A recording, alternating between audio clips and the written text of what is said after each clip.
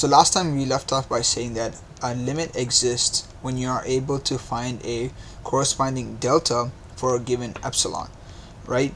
And what does that mean? Right, so what that means is that for instance, let's just assume that our limit is 10 and the epsilon is 0.5, right? And we are able to right, find a corresponding delta, right?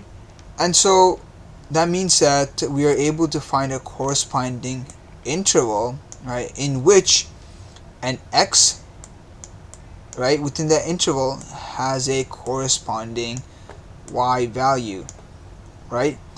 And so this essentially, or what I think it means, that as you find epsilon, right, closer and closer to the limit, right, you're kind of implying that you're still able to find delta closer and closer to the x, right? So let's just assume that we found delta to be let's just assume that we found epsilon to be 0.1. So that would mean that this is 10.1, and this is what are you looking at? This is 9.9, and so within the given epsilon, say we were able to find a delta, right? Let's just assume it's 0.2, right? And we were able to find a delta of 0.2, right?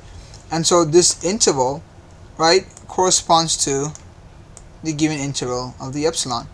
And so that just pretty much means that we are able to find an x for the given limit.